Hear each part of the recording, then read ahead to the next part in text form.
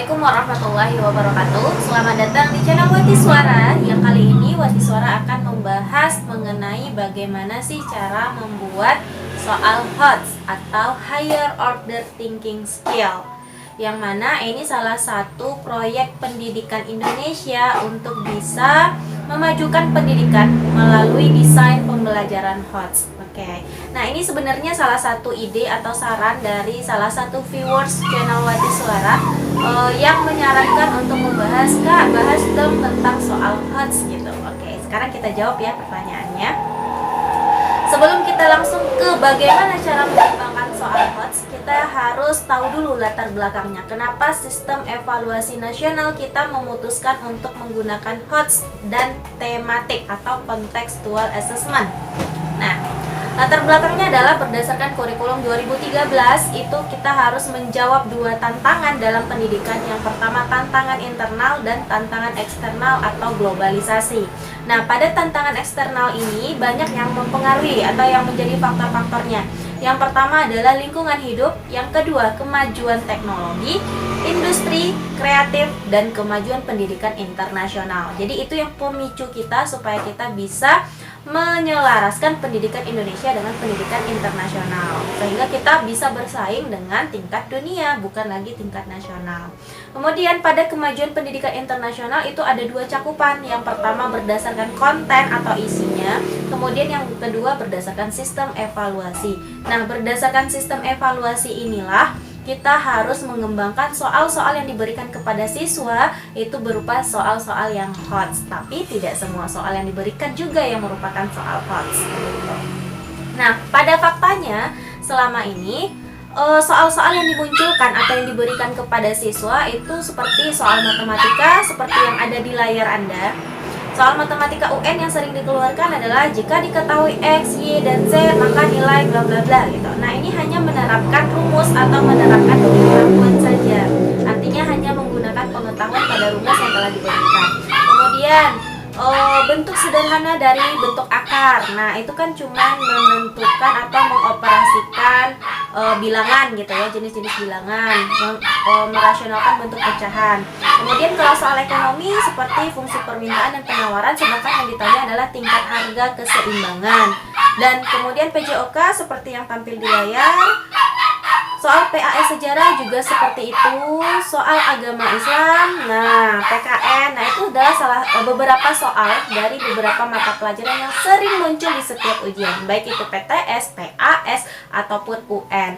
Namun, kalau dihadapkan pada permasalahan sehari-hari, permasalahan yang ditemukan oleh siswa itu tidaklah seperti soal-soal yang diberikan di sekolah. Seperti yang tercantum di layar ya, Bank A menggunakan sistem anuitas untuk pencicilan hutang, sedangkan Bank B menggunakan sistem bunga menurun, manakah yang lebih ringan bunganya. Nah, ini adalah salah satu pembelajaran matematika yang diterapkan dalam kehidupan sehari-hari. Kemudian yang kedua sampai yang keenam, itu adalah salah satu contoh permasalahan sehari-hari yang butuh jawaban dalam kehidupan siswa kita. Namun di sekolah ini tidak diasah sama sekali. Nah, gara-gara itulah muncullah untuk menerapkan soal HOTS atau Higher Order Thinking Skill di sekolah. Jadi kalau kita perhatikan permasalahan sehari-hari itu menuntut kemampuan HOTS dari anak. Contohnya nih dalam matematika ya, Bu Indri bermaksud menambah modal usaha melalui pinjaman bank. Bank A menggunakan sistem anuitas, sedangkan Bank B menggunakan sistem bunga menurun. Menurut Anda, pada bank mana sebaiknya Bu Indri meminjam uang agar lebih menguntungkan? Artinya siswa diminta untuk membandingkan antara bank yang satu dengan bank yang kedua dengan konsep anuitas dan konsep bunga.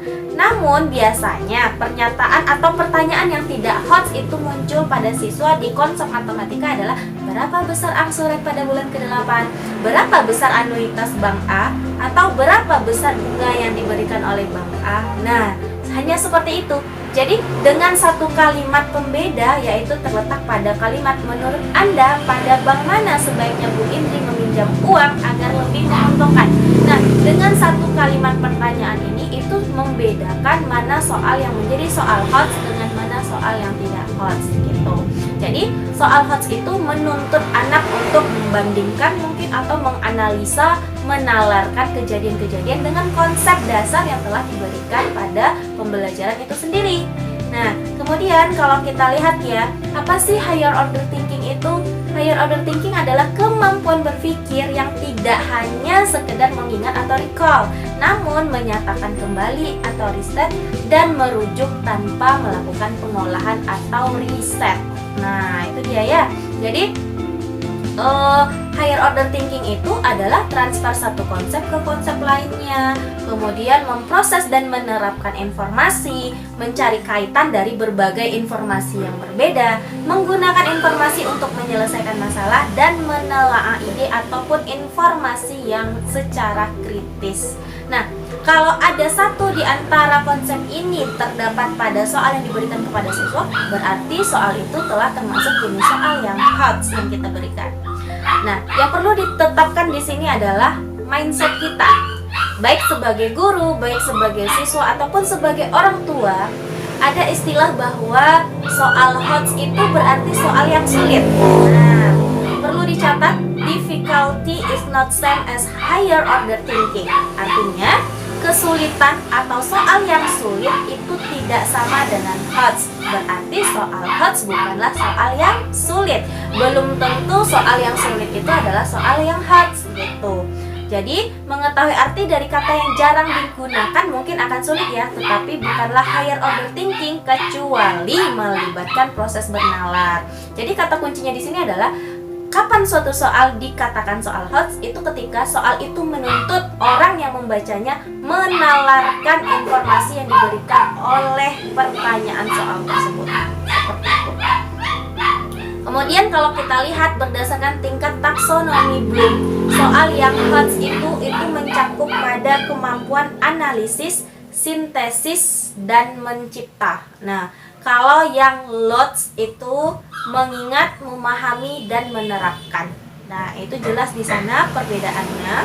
Nah, ini karakteristik instrumen untuk mengukur HOTS. Karakteristiknya itu di kemampuan analisis, evaluasi atau mengevaluasi, dan mencipta itu berdasarkan metakognitif, prosedural, dan konseptual. Jadi, dimensi pengetahuannya tetap menggunakan konseptual, faktual, prosedural, metakognitif. Hanya saja yang dibutuhkan atau yang diukur di sana adalah kemampuan yang melibatkan analisa, evaluasi, dan mencipta. Nah, itu dia. Itu perbedaan soal HOTS dengan soal LOTS gitu. Nah, kita lanjutkan. Keterampilan berpikir tingkat tinggi ini atau HOT itu mencakup berpikir kritis. Selain berpikir kritis, kita juga harus berpikir yang kreatif terhadap suatu permasalahan yang muncul. Kemudian, kita harus berpikir bagaimana caranya memecahkan suatu masalah dan membuat keputusan. Nah, jadi dari beberapa pertimbangan yang ada pada suatu kasus, nah, siswa diharapkan mampu mempertimbangkan keputusan yang harus diambil yang tepat kira-kira apa. Nah, itu udah termasuk soal yang HOT gitu. Kemudian kita lanjutkan bagaimana rambu-rambu dari soal yang HOT. Nah, ini dia. Yang pertama bersifat divergen atau memungkinkan munculnya beberapa alternatif respon atau jawaban. Kalau biasanya ini disebut dengan soal yang open-ended, artinya lebih memiliki dari satu jawaban gitu. Kemudian yang kedua, tidak hanya mengukur kompetensi pengetahuan saja, tetapi juga mengukur keterampilan proses dan sikap dari siswanya. Sistem soal menggunakan stimulus berupa konteks kehidupan nyata. Maksud stimulus ini yang merangsang berupa dari kehidupan nyata. Artinya kasus-kasus yang banyak terjadi di kehidupan nyata atau di lingkungan siswa, itu yang kita angkatkan menjadi soal. Sehingga siswa langsung tahu gitu, oh ini yang sering ditemui dalam kehidupan sehari-hari, oh ini benar adanya gitu. Daripada kita memberikan kasus yang terjadi di luar negeri sana, kemudian siswa membaca, dia hanya berangan-angan atau membayangkan, oh ini beneran terjadi. Jadi lebih baik memberikan soal yang lebih kontekstual atau nyata di lingkungan mereka. Kemudian yang keempat, tidak hanya mengukur pengetahuan tentang IPA, tetapi juga mengukur sikap dan bagaimana menggunakan pengetahuan tersebut dalam kehidupan nyata. Misalnya di sini yang dicontohkan pelajaran IPA ya. Nah, kalau diajarkan pengetahuan IPA itu misalnya dengan alat ukur, jenis-jenis alat ukur, kemudian jenis-jenis satuan, ada satuan baku, ada satuan turunan gitu kan. Nah, jadi siswa tidak hanya tahu dengan hal itu, tapi siswa juga mampu menggunakan hal itu dalam kehidupan nyata gitu. Kemudian yang kelima, tidak cukup hanya berbentuk pilihan ganda. Yang biasa kita lakukan sebagai seorang guru adalah memberikan siswa berupa pilihan ganda atau berupa pilihan esai. Jadi soal itu tidak hanya pilihan ganda dan tidak hanya soal esai.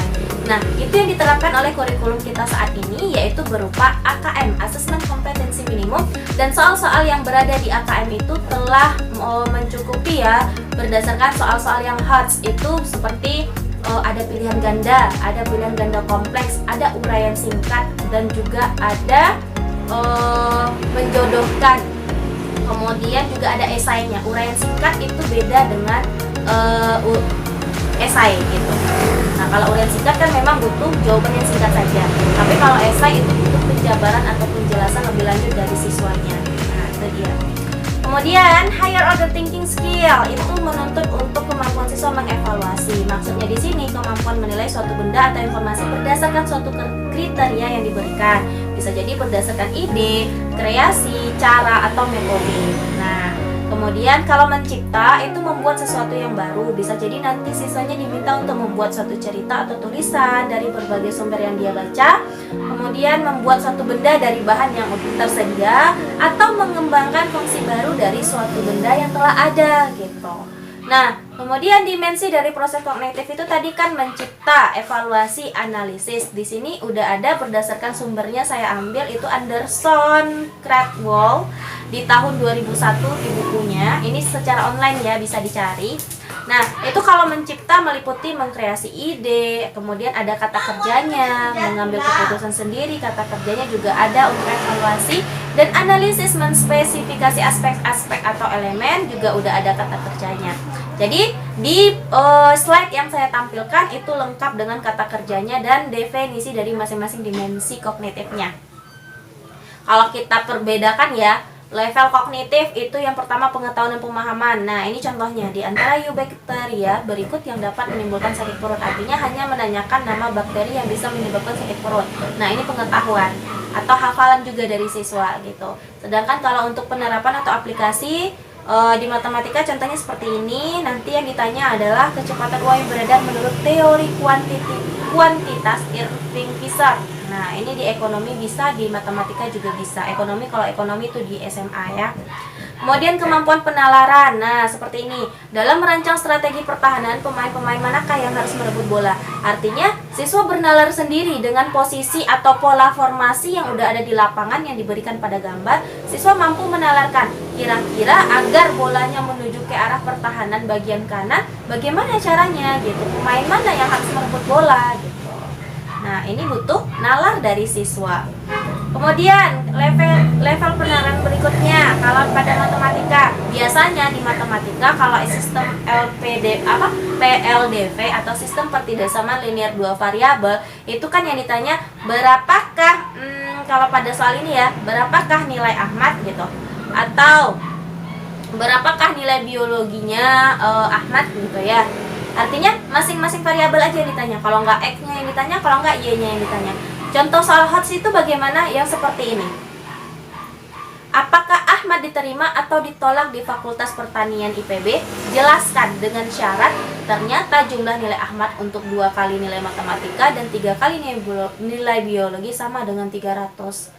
Artinya setelah dibikin SPLDV-nya, nanti siswa menentukan nilai biologinya berapa, nilai matematikanya berapa, kemudian dibandingkan dengan syarat masuk ke IPB-nya. Apakah si Ahmad ini diterima atau ditolak? Artinya di situ siswa mulai mengevaluasi berdasarkan nilai yang didapat Ahmad, berdasarkan sistem konsep matematika SPLDV. Setelah udah dapat itu, baru nanti siswa yang membandingkan atau mengevaluasi kira-kira lolos nggak ya Ahmad ke IPB atau enggak dengan syarat yang udah ditentukan oleh IPB-nya.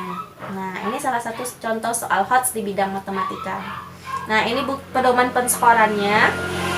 Oke, kita lanjut ya. Untuk contoh soal ranah kognitif belum C1 dan C2. C1 itu mengingat. Nah, ini adalah salah satu contoh soal yang bukan HOTS. Kalau pada level kemampuan mengingat, itu hanya menarik kembali informasi yang tersimpan dalam memori jangka panjang. Contoh larutan asam adalah jika dilarutkan dalam air. Pernyataan itu diungkapkan oleh, nah kita hanya menamakan ahli yang mengungkapkannya siapa atau ilmuwan yang mengungkapkan itu siapa gitu. Kemudian kemampuan memahami, apakah yang terjadi menurut Arrhenius jika suatu asam dilarutkan dalam air. Nah, ini siswa juga memahami teorinya, kemudian ya udah pilih mana jawaban yang benar. Nah, ini juga termasuk bukan soal yang HOTS. Nah, Untuk analisis kemampuan C4, menguraikan suatu permasalahan atau objek ke unsur-unsurnya. Nah, ini dia ya. Jika larutan HCl dan H2SO4 mempunyai konsentrasi yang sama, maka perbandingan konsentrasi H+ pada kedua larutan tersebut adalah, nah di sini siswa udah mulai menganalisa.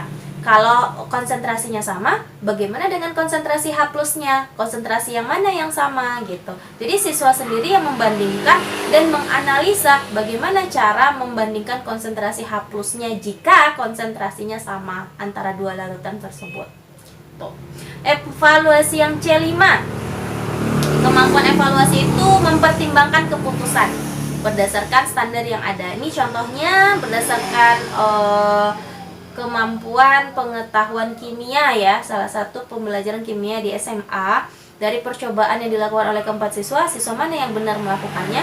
Di sini dievaluasi hasil dari siswa A, siswa B, siswa C, siswa D. Dari 4 hasil evaluasi ini, siswa mengevaluasi sendiri lagi. Oh, ternyata kalau ini dengan ini hasilnya sama, kalau ini dengan ini hasilnya begini.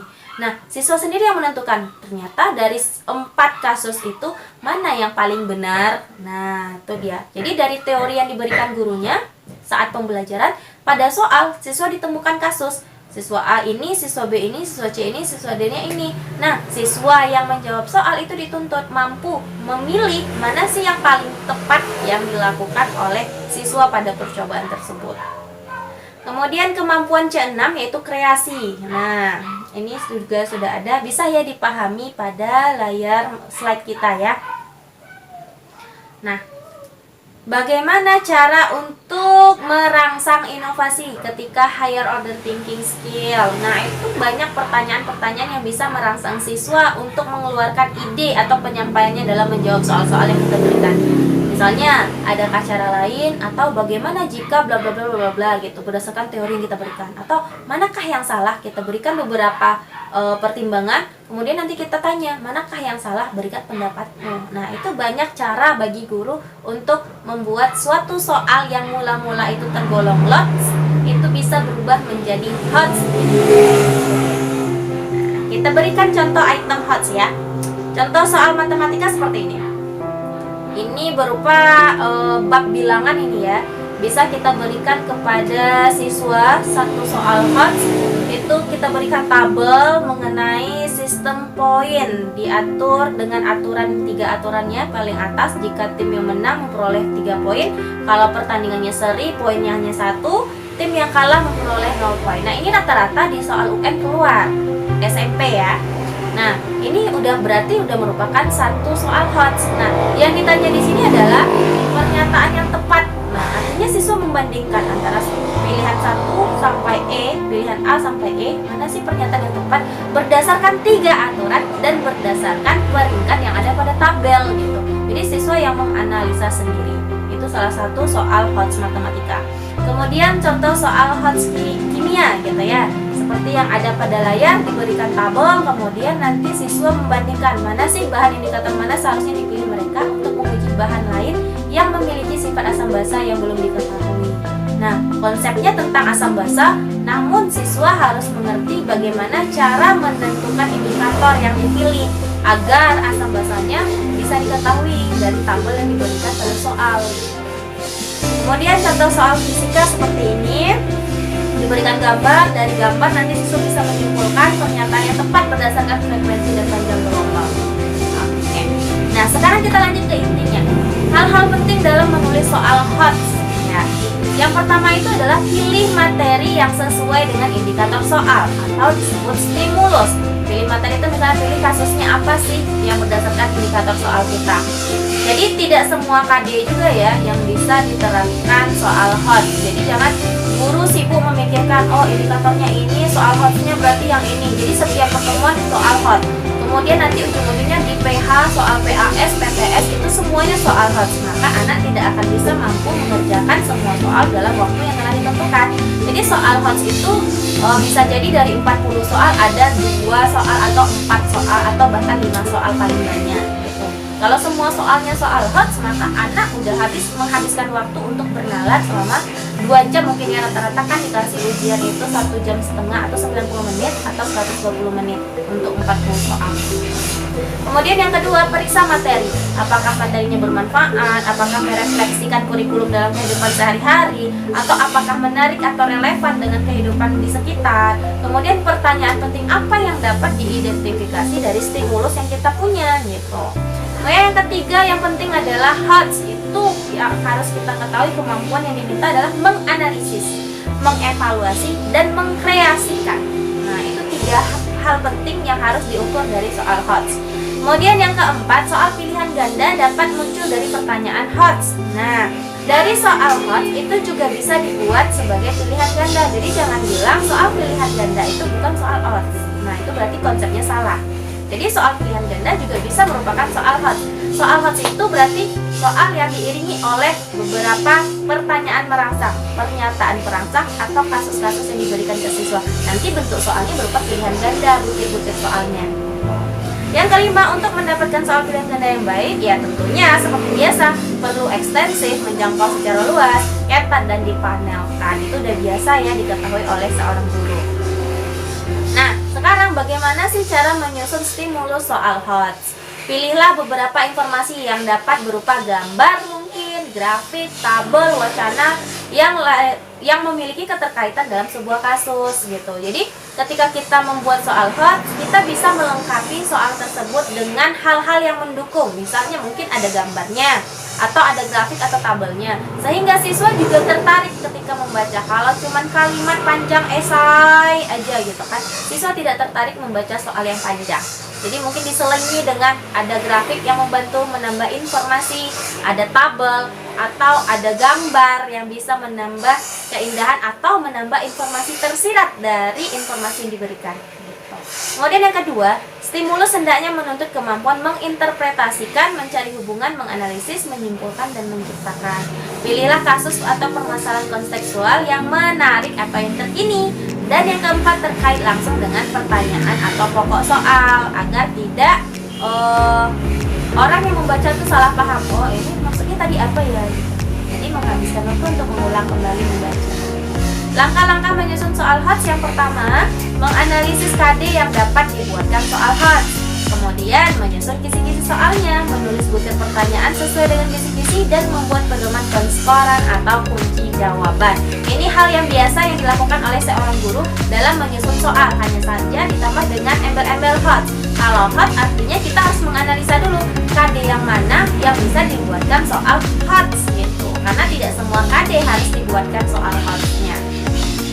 Oke, kita tampilkan selanjutnya contoh dari soal HOTS. Ini temanya bahasa Indonesia ya, dengan judul Kakek dan Pencuri Pepaya. Nah, kita tidak akan bahas teksnya, tapi kita akan bahas bentuk soalnya. Nah, ini dia.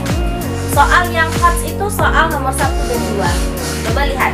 Ani berpendapat bahwa sifat kakek tersebut dermawan. Ini pernyataan yang ada pada teks yang tadi. Setujukah kamu dengan pendapat Ani tersebut? Jelaskan alasannya. Nah, di sini siswa diminta mengevaluasi pendapatnya. Kira-kira setuju nggak dia? Kalau setuju, berarti dia harus mempertimbangkan apa alasan dia untuk menilai, oh dia dirinya setuju dengan alasan Ani berpendapat sifat kakek tersebut dermawan gitu. Kalau nggak setuju, ya sampaikan juga alasannya kenapa dia memilih untuk tidak setuju dengan si Ani yang menyatakan sifat kakek tersebut dermawan gitu. Jadi di sini yang dituntut adalah kemampuan mengevaluasi. Kemudian yang kedua, apakah pendapatmu jika pada cerita tersebut si pencuri tetap mengambil pepaya milik kakek? Yang kedua, nah di sini yang diminta adalah kemampuan refleksi diri. Jika pada cerita itu si pencuri tetap mengambil pepaya milik kakek, apa pendapat kita? Nah, andaikan itu kakeknya dia gitu kan. Nah, jika pencuri masih tetap mengambil pepaya milik kakek, apa pendapat dia sebagai pengamat gitu? Jadi siswa mengkondisikan dirinya. Sedangkan kalau untuk kita bandingkan dengan soal yang biasa keluar di soal-soal yang diberikan ke siswa, itu kayak yang berwarna merah. Apakah yang membuat perasaan kakek sedih setelah menyadari satu buah pepaya miliknya hilang? Nah, ini udah ada pada teks jawabannya. Kemudian yang keempat, apakah yang dilakukan sang pencuri untuk menebus kesalahannya juga tercantum dalam teks? Jadi soal-soal yang bukan HOTS itu soal-soal yang dengan gampangnya siswa udah, oh ini jawabannya berarti di kalimat nomor 4 di paragraf kedua misalnya. Itu bukanlah soal yang HOTS, karena soal yang HOTS itu butuh analisa dulu, atau butuh nalar dulu, atau evaluasi dulu dari kejadian yang terjadi, atau juga butuh kreasi dari pertimbangan yang ada, kasus-kasus yang ada, dia yang berkreasi sendiri. Oh, berarti bagusnya kalau ini kasusnya begini penyelesaiannya. Nah, itu yang berkreasi atau menciptakan. Jadi, yang berwarna merah bukanlah soal yang HOTS. Oke, terima kasih. Itulah bentuk atau cara membuat soal-soal yang HOTS. Mohon maaf jika ada salah-salah penyampaian, karena maklumi Wati Suara bukanlah orang yang sempurna, jadi semua penyampaian tentunya banyak kekurangan dan kelemahan. Namun di sini Wati Suara mencoba untuk menyampaikan informasi yang bermanfaat untuk viewer semua, baik orang tua, siswa, ataupun guru sekalian. Karena ini sangat berguna bagi kita semua elemen masyarakat Indonesia, karena kita harus tahu apa sih soal HOTS yang dimaksud oleh Kementerian Pendidikan kita. Jadi, penerapan soal HOTS di sekolah bukan berarti memberikan siswa soal yang sulit, namun soal yang butuh nalar, analisa, dan evaluasi yang tinggi dari siswa. Karena kemampuan itulah yang sangat dibutuhkan untuk masa depan siswa, untuk generasi selanjutnya negara Indonesia. Oke, sekian dari Wati Suara. Terima kasih dan selamat berkarya.